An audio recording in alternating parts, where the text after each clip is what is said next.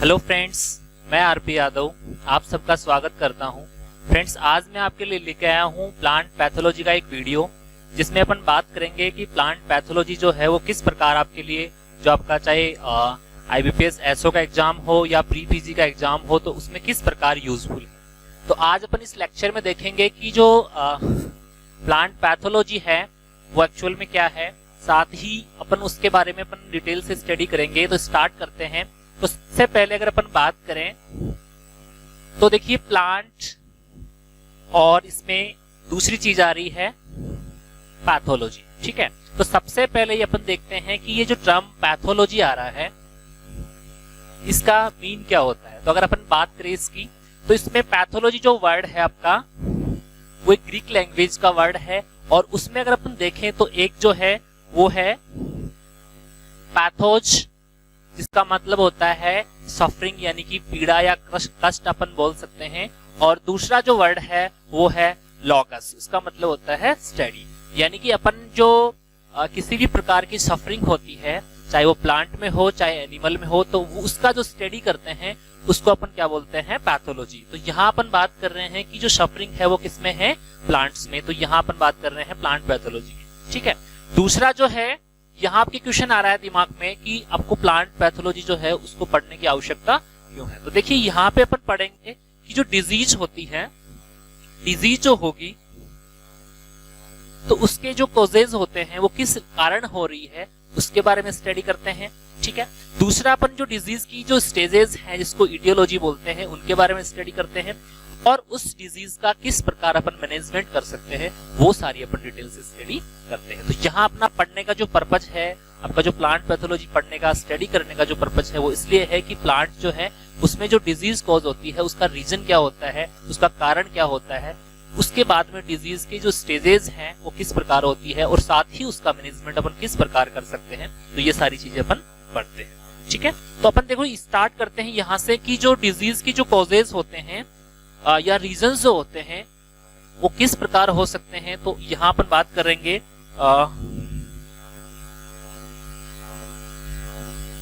कि उसके जो रीजन है वो किस प्रकार हो सकते हैं। तो देखिए यहाँ पे अपन बात करें तो अगर यहाँ पे अपन बात करें तो इसमें दो प्रकार के फैक्टर हो सकते हैं। पहला जो है अबायोटिक फैक्टर है, और दूसरा है आपका बायोटिक। ठीक है, बायोटिक फैक्टर और एबायोटिक फैक्टर है। अब देखिए यहाँ पे अपन बायोटिक फैक्टर की बात करें तो इसमें देखिए अपन क्या क्या पढ़ेंगे, फंगस पढ़ेंगे, bacteria, protozoa, virus, viroid prions और पीपीएलओ, जिसको अपन प्लांट फाइटोप्लाज्मा लाइक ऑर्गेनिज्म भी बोलते हैं। तो ये है जो फैक्टर है जो डिजीज कॉज करते हैं, जैसे डायग्राम भी दे रखे हैं मैंने ये। तो इसमें ये जो बायोटिक फैक्टर है यानी जो लिविंग ऑर्गेनिज्म है उनको अपन जो है बायोटिक फैक्टर में इंक्लूड करते हैं। साथ ही यहाँ पे अपन बात करें अबायोटिक फैक्टर में, तो यहाँ पे देखिए न्यूट्रिएंट की डेफिशिएंसी हो सकती है, उसकी टॉक्सिसिटी हो सकती है, और टेम्परेचर और ह्यूमिडिटी जो है उसका वेरिएशन हो सकता है। तो इस प्रकार जो एबायोटिक फैक्टर है जिसमें आपके न्यूट्रिएंट की डेफिशिएंसी है, टॉक्सिसिटी है, टेम्परेचर और ह्यूमिडिटी का जो वेरिएशन है, इसके कारण जो प्रॉब्लम क्रिएट होती है उसको अपन जो है एबायोटिक फैक्टर। अब देखिए एक टर्म आ रहा है आपके पैथोजन। ठीक है, अब देखते हैं अपन कि आपका जो डिजीज है चाहे वो प्लांट्स में हो एनिमल में हो, तो उसको कॉज करने के लिए जो एजेंट रेस्पॉन्सिबल होता है उसको अपन क्या बोलते हैं, पैथोजन। ठीक है, तो देखिए ये पैथोजन है या जो रीजन है, कॉजल ऑर्गेनिज्म इसको बोल सकते हैं।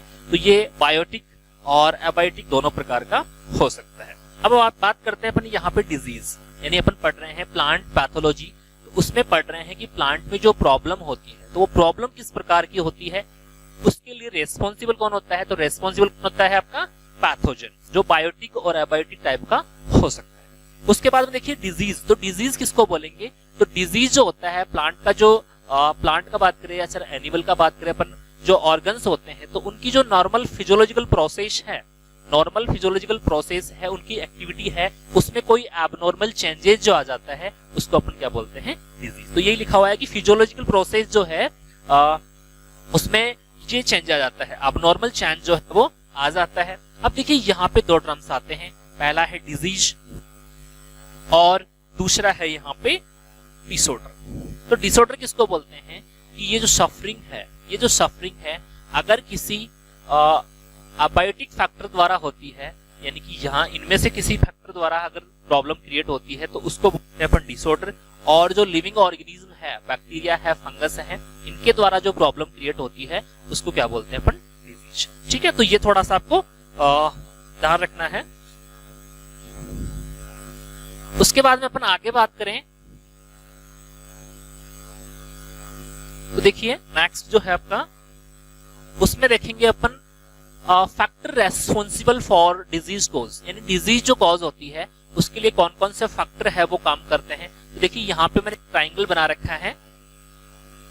अगर ट्राइंगल की बात करें तो इसमें ट्राइंगल में आपसे क्वेश्चन पूछा जाता है कि डिजीज ट्राइंगल है उसको डिस्क्राइब करें, या फिर उसमें से क्वेश्चन पूछा जाता है। तो इसमें देखिए सबसे पहले अपन इंपॉर्टेंट बात करते हैं कि डिजीज जो ट्राइंगल होता है उसमें किसी भी डिजीज कॉज होने के लिए 3 फैक्टर जो है उनकी जरूरत होती है। तो सबसे पहला जो है वो है इसमें पैथोजन, यानी कि किसी भी डिजीज को कॉज होने के लिए उसमें पैथोजन का प्रेजेंट होना जरूरी है। उसके बाद बात करते हैं अपन होस्ट की, और थर्ड जो है वो है आपका एनवायरमेंट। ठीक है, तो एनवायरमेंट की बात करें अपन तो अब देखिए यहाँ पे और यहाँ पे ये 3 चीजें हैं वो जरूरी होती है। ठीक है, यहाँ पे थोड़ा सा मिस्टेक हो गया है। उसके बाद में बात करें होस्ट, देखिए पैथोजन जो है वो अग्रेसिव होना चाहिए, पावरफुल होना चाहिए, और होस्ट जो है वो कैसा होना चाहिए, ससेप्टिबल होना चाहिए। अगर होस्ट जो है वो ससेप्टिबल नहीं है तो कोई भी डिजीज है वो कॉज नहीं होगा। साथ ही तो एनवायरमेंट है वो कैसा होना चाहिए, फेवरेबल होना चाहिए। तो फेवरेबल एनवायरमेंट की बात करें तो जो टेम्परेचर होता है, टेम्परेचर जो है वो लो होना चाहिए, और रिलेटिव ह्यूमिडिटी है वो क्या होनी चाहिए, हाई। ठीक है, तो अब देखिए यहाँ पे अगर टेम्परेचर लो है और रिलेटिव ह्यूमिडिटी हाई है तो डिजीज कॉज है उसका इंसिडेंस बढ़ जाता है। ठीक है, तो यहाँ पे देखो पैथोजन है, उसके बारे में देखा है कि अबंडेंस और ऑफ पैथोजन, यानी कि वो कैसा होना चाहिए, पावरफुल होना चाहिए। उसके बाद में होस्ट कैसा होना चाहिए, ससेप्टेबल होना चाहिए। अगर वो रेसिस्टेंस या टॉलरेंट है तो डिजीज कॉज करने में पैथोजन को प्रॉब्लम आने वाली है। उसके बाद में बात करें एनवायरमेंट की, तो एनवायरमेंट जो है वो कैसा होना चाहिए, फेवरेबल होना चाहिए, यानी कि टेम्परेचर लो होना चाहिए, और जो रिलेटिव ह्यूमिडिटी है वो कैसे होनी चाहिए, ज्यादा। तो उस केस में क्या होता है कि डिजीज कॉज इजी। ठीक है, उसके बाद में अपन बात करें आगे, उसके बाद में अगर अपन बात करें तो जो फोर्थ फैक्टर जो लास्ट में जोड़ा गया है वो है टाइम, यानी कि जो डिजीज कॉज होता है उसके लिए, यानी डिजीज कॉज होने के लिए एक सर्टेन पीरियड ऑफ टाइम की आवश्यकता होती है। तो ये भी आपका एक फैक्टर में जोड़ा गया। उसके बाद में बात करेंगे कि जो बायोटिक फैक्टर है उसमें जो माइक्रो ऑर्गेनिज्म है, आपकी जो माइक्रो ऑर्गेनिज्म है वो किस प्रकार जो है उनकी स्ट्रक्चर होती है, उनके जनरल प्रॉपर्टीज क्या होती है, क्योंकि जो डिजीज कॉज करते हैं, एजेंट हैं, उनके बारे में अपने को थोड़ा सा डिटेल पता होना चाहिए। तो अपन यहाँ पे देख रहे हैं, देखिए यहाँ पे अपन पढ़ रहे हैं कि general properties of most important micro organism, जिसमें अपन बात करेंगे fungus, bacteria, virus, viroid, protozoa, prions और पीपीएलओ, इनके बारे में अपन डिटेल से बात करेंगे। तो सबसे पहले अपन बात करते हैं, यहाँ पे आपका दिया हुआ है फंगस। देखिए यहाँ पे फंगस जो है उसका स्ट्रक्चर समझना आपके लिए इंपॉर्टेंट है कि किस प्रकार फंगस जो होता है, क्या इसकी जनरल प्रॉपर्टीज होती है। तो सबसे पहले ये आपको दिख रहा है, ऐसा आपने काफी बार देखा भी होगा। तो इसमें देखो अपन बात करें तो ये जो स्ट्रक्चर है इसमें आपको तंतुनुमा स्ट्रक्चर या थ्रेड लाइक स्ट्रक्चर बोलते हैं इसको, तो ये सारा दिख रहा है। तो इसको अपन कंबाइंड में अगर बात करें तो इसको क्या बोलते हैं, माइसीलियम बोलते हैं। ठीक है, और अपन सिंगल स्टैंड की बात करें तो ये क्या होता है, हाइफा। ठीक है, और ये आपको जो दिख रहा है इस प्रकार का, ये क्या है, आपकी फ्लोटिंग बॉडी। ठीक है, तो अब देखिए यहाँ पे ये थ्रेड लाइक स्ट्रक्चर दिख रही है, तो अब यहाँ पे आप डिफाइन नहीं कर सकते कि इसमें कौन सा स्टेम है, कौन सा लीव्स है और कौन सा अदर पार्ट है। तो इस स्ट्रक्चर को अपन जो है थ्रेड लाइक स्ट्रक्चर जिसको बोलते हैं, इसको अपन थैलस बोलते हैं। तो अपन कह सकते हैं कि जो फंगस होता है उसकी बॉडी स्ट्रक्चर थैलसनुमा होती है। उसके बाद में अपन फंगस की बात करें तो कैसे होते हैं, मल्टीसेलुलर, यानी कि मल्टीसेलुलर होते हैं, मोर देन 2 सेल्स प्रेजेंट होती है। और यूनिसेलुलर की बात करें तो कुछ ईस्ट जो होते हैं वो यूनिसेलुलर भी होते हैं। अब देखो यहाँ से क्वेश्चन आता है आपके कि यूनिसेलुलर जो फंगस होता है वो कौन सा होता है, तो वो आपका कौन सा होता है, ईस्ट। ठीक है, सैकेरोमाइसीस सर्विसी जो ईस्ट होता है, जिसको ब्रेकर्स या बेवर्स जो ईस्ट बोलते हैं, जिसका वाइन बनाने में यूज करते हैं, तो वो यूनिसेलुलर होता है। उसके बाद मोड ऑफ न्यूट्रिशन की करें यानी खाना, अब देखिए यहाँ पे टर्म आ रहा है हेटेरोट्रॉपिक। तो सबसे पहले आप बता दूं आपको मैं कि जो फंगस जो होते हैं वो क्लोरोफिल कंटेंट जो है वो उससे लेस होते हैं, यानी क्लोरोफिल कंटेंट प्रेजेंट नहीं होता है। और आपको पता है कि केवल प्लांट्स के पास ही वो गुण होता है, क्लोरोफिल कंटेंट पाया जाता है, जिसके कारण वो क्या होते हैं ऑटोट्रॉप्स। तो यहाँ पे देखो ये हेटेरोट्रॉप्स हैं। तो हेटेरोट्रॉप्स जो है वो फूड किसी और से लेंगे, तो इसके जो है किस प्रकार वो ले सकते हैं, या तो क्या होंगे वो पैरासाइट, ठीक है, या फिर क्या होंगे सैप्रोफाइट, या फिर क्या होंगे सिम्बायोटिक।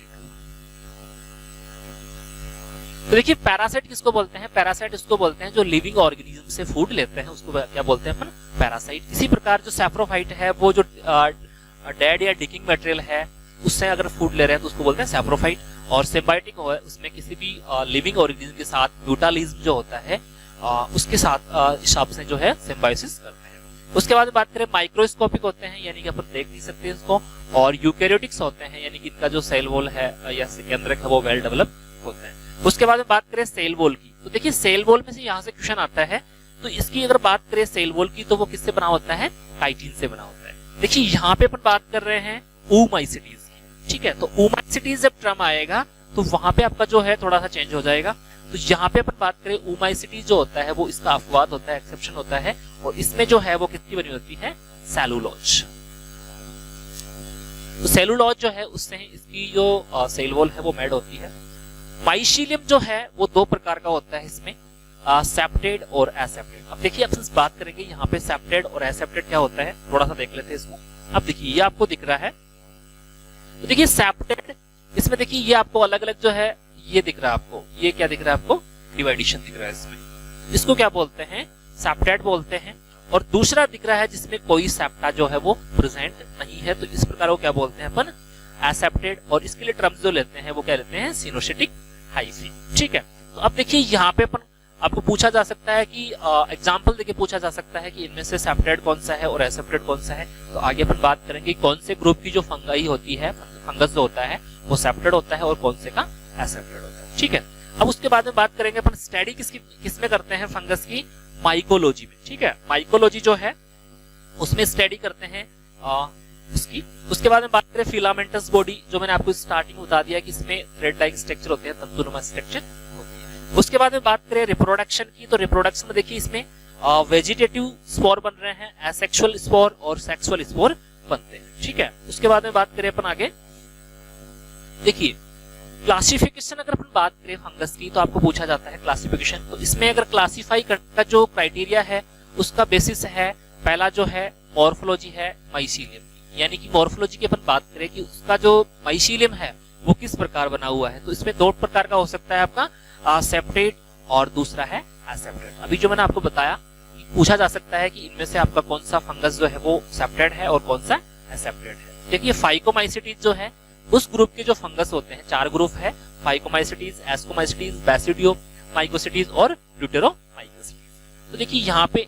ये फाइकोमाइसिटीज है वो क्या है, सेप्टेड है, एसेप्टेड है, और सेप्टेड कौन से हैं, ये तीनों ग्रुप सेप्टेड है। उसके बाद बात करें बेस्ड ऑन एसेक्सुअल स्पोर, तो इसमें जो स्पोर फॉर्मेशन होता है उसके आधार पे अपन डिवाइड कर सकते हैं, इसको बांट सकते हैं, और सेक्सुअल स्पोर है उसके आधार पे इसको अलग अलग क्लासिफाई कर सकते हैं, ठीक है। उसके बाद में अपन बात करें आगे रिप्रोडक्शन की, तो देखिए रिप्रोडक्शन की अगर बात करें तो इसमें वेजिटेटिव अगर बात करें अपन तो इसमें फ्रेगमेंटेशन, फिशन और बडिंग होता है। इसका अपन डायग्राम देख लेते हैं थोड़ा सा।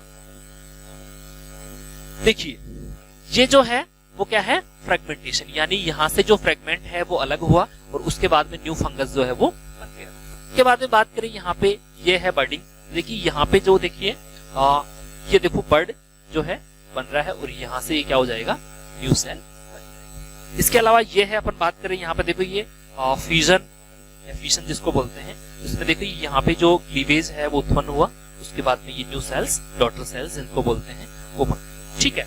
अब बात करते हैं अपन एसेक्सुअल स्पोर की। आपको क्वेश्चन पूछा जाता है कि फंगस जो है वो उसमें कौन कौन से एसेक्सुअल स्पोर बनते हैं, तो इसके लिए अपन बात करेंगे। देखिए यहाँ पे देखिए एसेक्सुअल स्पोर जो है वो किस प्रकार के बनते हैं, देखिए कॉनिडियम बन सकते हैं, स्पोरेंजियोस्पोर और जूस्पोर जो है इस प्रकार के बनते हैं, तो ये है एसेक्सुअल स्पोर। अब अपन आगे देखेंगे कि ये एसेक्सुअल जो स्पोर है वो कौन से ग्रुप के फंगस में प्रेजेंट होता है और कौन से में एब्सेंट होता है। ठीक है, उसके बाद में बात करें सेक्सुअल स्पोर की, तो इसमें देखिए बैसिडियो स्पोर, एस्कोस्पोर और ऊ स्पोर, यानी 3 प्रकार के अपन क्या बन रहे हैं यहाँ पे एसेक्सुअल स्पोर बन रहे हैं और 3 प्रकार क्या बोल रहे हैं बन रहे हैं सेक्सुअल स्पोर बन रहे हैं। तो ये आपको याद रखना है कि इसमें से कौन सा सेक्सुअल स्पोर है और कौन सा एसेक्सुअल, क्योंकि एग्जाम्स में पूछा जाता है, आपके प्रीवियस में पूछा जाता है कि कॉनिडियम जो है वो किस प्रकार का स्पोर है, सेक्सुअल है या एसेक्सुअल। ठीक है, उसके बाद में बात करें, देखिए क्लासेस की अपन बात करेंगे इसमें। तो क्लासेस की अगर अपन बात करें फंगस की, तो इसमें देखिए 4 क्लास है मेजरली, फाइकोमाइसिटीज, एस्कोमाइसिटीज और ड्यूटेरोमाइसिटीज। तो अब देखिए थोड़ा सा आपको पता होना चाहिए कि फाइकोमाइसिटीज है उसकी ग्रुप जो फंगस है वो कौन सा डिजीज है आपको करती है। बाकी डिटेल जो है अपन आगे की जो वीडियोस रहेंगे तो उसमें सारा डिटेल पढ़ेंगे।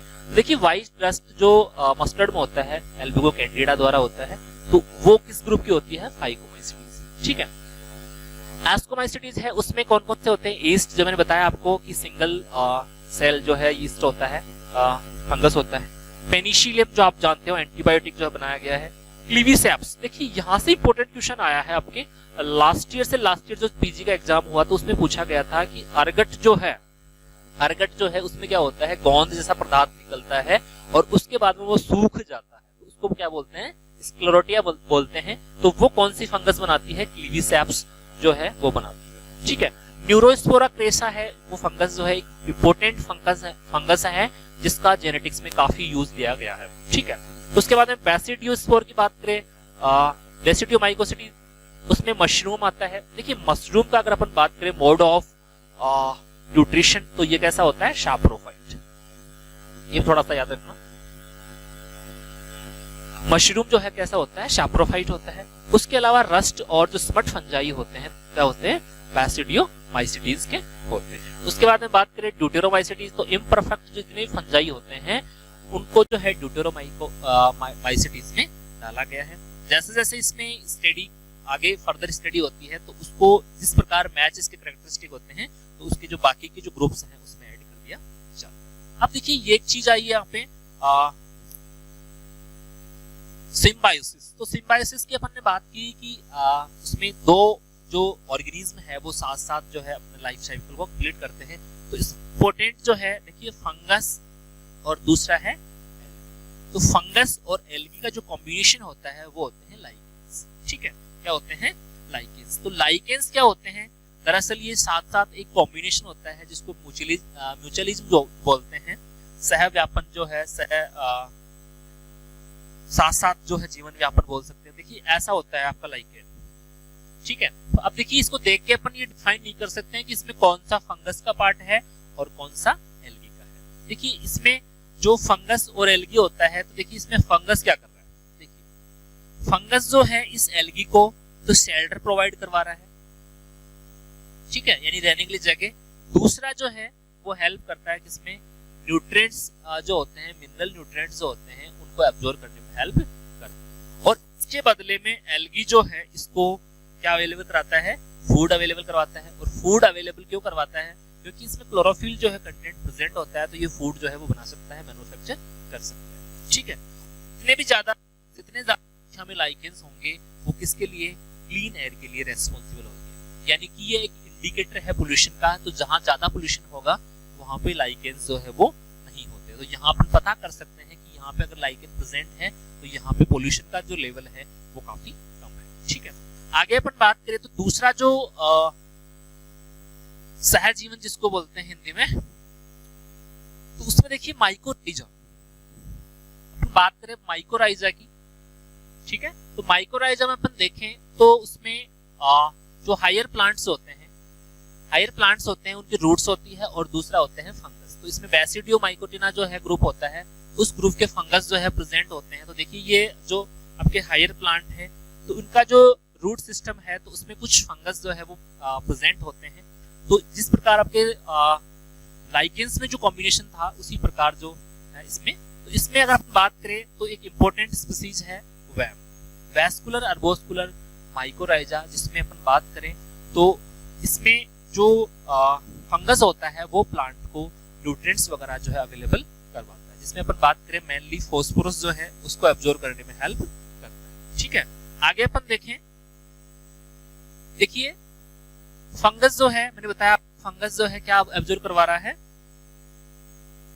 फंगस एब्जॉर्ब करवा रहा है इसको वाटर और मिनरल्स, जिसमें अपन ने बात की जनरली क्या है कि फास्फोरस जो कंटेंट होता है उसको एब्जॉर्ब करने में हेल्प करता है। कई बार आपके क्वेश्चन पूछा गया है आपके कि जो वैम है, वेस्कुलर अर्बोस्कुलर जो माइकोराइजा है, वो किस प्रकार जो है प्लांट्स की हेल्प करता है, तो वो फास्फोरस जो है उसको एब्जॉर्ब करने में हेल्प करता है, ना कि सोल्यूबलाइजिंग में। सोल्यूबलाइजिंग के लिए आप बात करें तो बेसिलस, स्यूडोमोनास, एस्परजिलस और पेनिसिलियम जो होते हैं वो उसको सोल्यूबलाइज करने के काम करते हैं। उसके बाद में रूट्स जो है वो इसको शेल्टर प्रोवाइड करवाता है।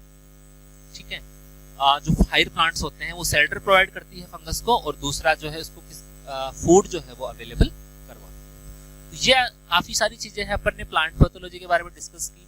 नेक्स्ट वीडियो जो रहेगा उसमें अपन एक नए जो माइक्रो ऑर्गेनिज्म है जिसमें बैक्टीरिया है, वायरस है, तो इनके बारे में बात करेंगे। इस वीडियो के बारे में आप जो भी आपका जो सजेशन हो या फिर जो कोई दिमाग में कोई क्वेरी हो, क्वेश्चन हो, तो वो आप मेरे को कमेंट बॉक्स में कमेंट